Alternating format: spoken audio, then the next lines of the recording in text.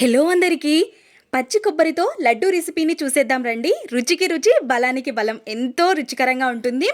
ఒక కప్పు వరకు నేను పచ్చి కొబ్బరి ముక్కల్ని తీసుకుంటున్నాను. మిక్సీ జార్లోకి వేసుకొని 2-3 యాలకుల్ని కూడా వేసుకొని కొంచెం బరకగా మిక్సీ పట్టుకొని తీసుకోవాలి.